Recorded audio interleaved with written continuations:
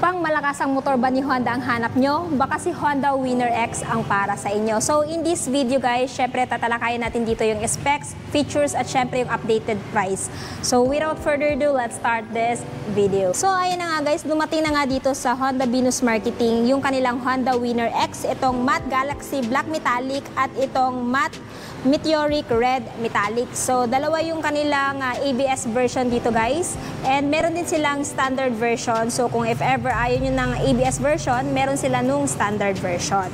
So kung natatandaan nyo guys, na-review natin tong isang color variant nito, which is yung Infinity Red, which is yung ABS Racing. Ayan. Since na-review na natin yun guys, same lang naman sila ng specs at features, yung pinagkaiba nga lang is yung color nila, no? So before ang lahat, dito na muna tayo sa kanyang technical specifications. So this Honda Winner X ABS is powered by 149cc, 4-stroke, 4-valve, dual overhead cam, liquid cooled, at may lakas na 11.5 kilowatts at 9,000 RPM and max torque of 13.5 Nm at 7,000 RPM.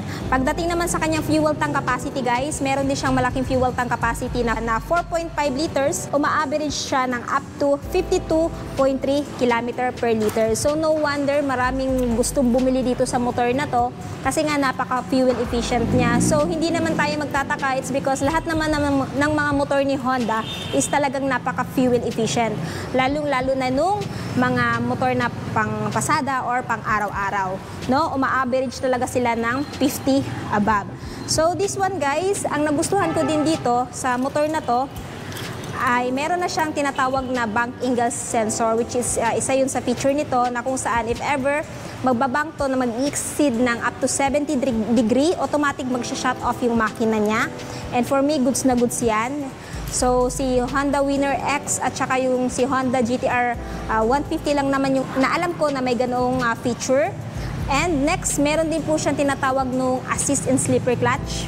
So if ever magda-downshifting kayo nito, smooth na lang, hindi na kayo yung parang tipong ngawit na if ever every time na magka-clutch kayo. At ang isa din sa nagustuhan ko dito guys, equipped na din siya ng ABS, ayan, anti-lock braking system na kung saan if ever mag-high speed ka, mabilis yung takbo mo at magsa-sudden brake ka, makakaasa kang safe na yung braking system na to, hindi basta-basta maglalak yung wheels ninyo since equipped na siya ng ganitong feature. Kasi yung si Honda GTR 150 wala pa ng ABS, pero itong si Honda Winner X ay naka-ABS na. At syempre, kung gusto nyo naman na mas mababang presyo, meron silang standard version na walang ABS. Ayan. So, dito tayo guys, kung mapapansin nyo, wala kayo masyadong ibang makikitang decals dito, which is yung gold. So, ito guys, talaga nagpapa-premium ng itsura niya. Meron siyang lining dito na gold, pati dito. And pagdating dito, wala kayong decals na makikita kundi yung pangalan niya na Winner X. At naka-gold din siya. Then, pagdating naman sa kanyang cast wheel guys, ayan. So, naka-matte black siya, pero meron siyang lining na gold, maging dito sa kanyang suspension. So, sa headlight tayo, ayan. Pagdating dito sa headlight, guys, makikita nyo naman na napaka-aggressive ng looks, napaka-sharp ng kanyang design, and for me, ito yung nagpapadagdag angas dito sa motor na to. Naka-two-tone siya, guys, which is matte black na fairings, tapos dito, para siyang may texture ng honeycomb. Tapos ito, sticker din to, and pagdating sa kanyang lights, naka-LED na din. Turn signal is naka-LED na din. And for me, ayan, plus points yan sa akin. So, talagang napaka-modern na din talaga nitong motor na to. Suspension na ginamit is telescopic. Ayan, with single disc brake. Wavy yung design and ABS. Single pot piston brake caliper na Nissan, golden. And meron siyang tire size sa harapan guys na 90 by 80 by 17 and tubeless tire na dito isang to. So, mini pumapako, hindi siya basta-basta mag-flat. Tapos, ito yung kanyang radiator guys. So kung meron kayo mabiling aftermarket na pangharang dito, ay highly suggest. Kasi pag mas matamaan to ng bato-bato, UUP yan. No? Katulad din yan nung motor ko dati.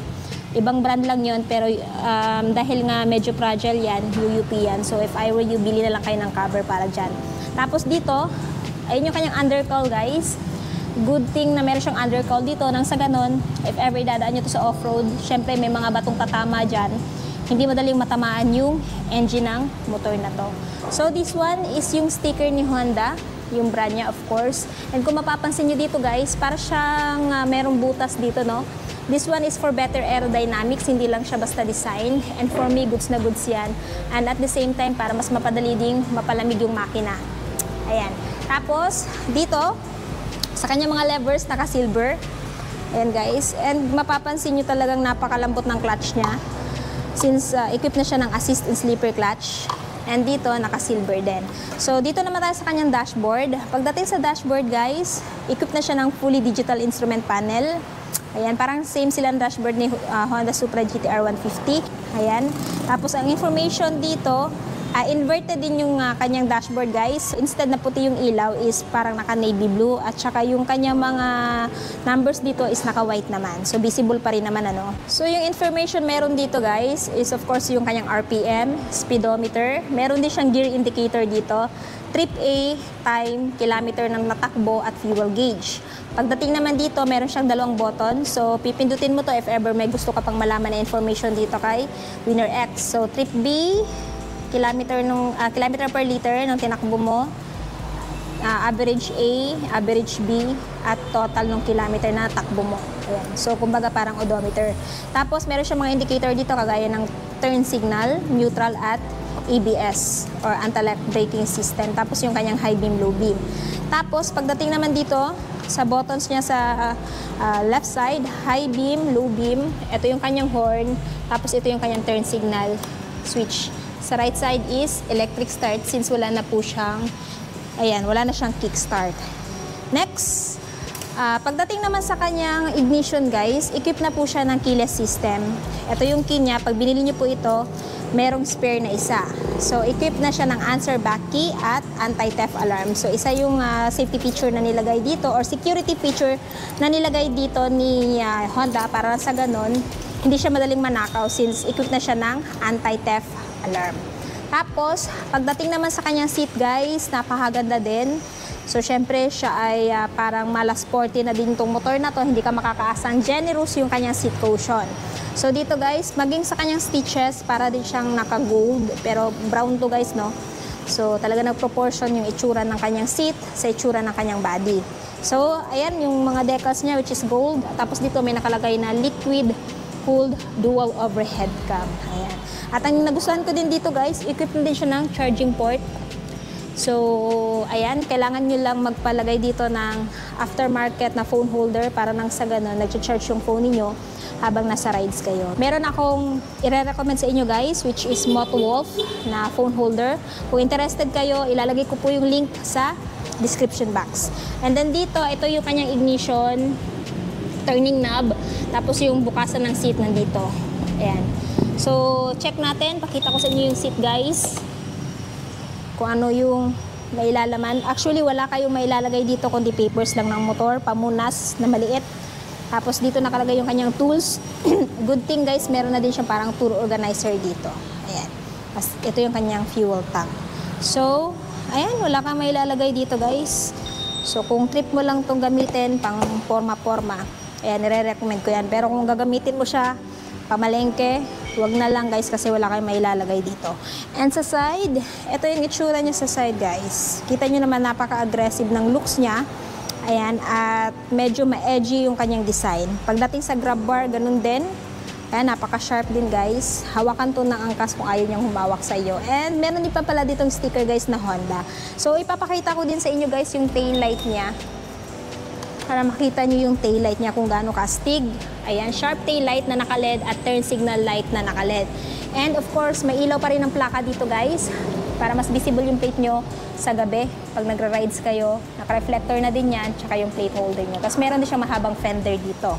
Tapos, suspension na ginamit is monoshock. Swing arm suspension na kulay red. Ayan. Tapos meron din siyang chain cover dito. Ito yung kanyang swing arm guys. And dito, sa kanyang disc brake, parang naka-wavy pa rin yung design with single pot piston brake caliper. And yun na nga, ang brand ay Nissan. Tapos mayroon siyang mga rear tire size dito guys na 120 by 70 by 17 tubeless. So hindi siya basta-basta ma-flat if ever mapako. And for me, goods na goods yan. Ayan. Tapos ito yung kanyang tambucho guys, may heat guard na din pang-protect sa legs mo, sa legs ng angkas mo. Foot peg ng driver. tapos yung brake pedal. And pagdating naman dito sa kabilang side, ito yung foot peg ng angkas, foot peg ng driver, tapos yung cambia. And of course, pagdating sa side stand, hindi pa rin siya na-equip ng side stand switch. Sa mga nagtatanong, meron po siyang 6-speed manual transmission. Ayan. So, ayan guys. So, ngayon naman, talakayin natin yung kanyang seat height kung kaya ba abutin ng height ninyo.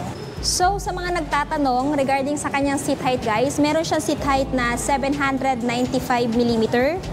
Ayan. And kung mapapansin nyo guys, medyo nakatiptoe tayo, medyo mataas yung seat height niya. And pagdating naman sa ground clearance, meron siyang ground clearance na 151mm. Kaya naman kung idadaan nyo to sa malalaking humps ng Pinas, hindi na basta-basta madaling matamaan yung ilalim na bahagi ng motor na to. And kung mapapansin nyo guys, pagdating sa suspension, na-amaze ako kasi napakalambot na suspension niya, napakaganda ng rebound. Hindi siya yung parang stiff na medyo matigas yung suspension.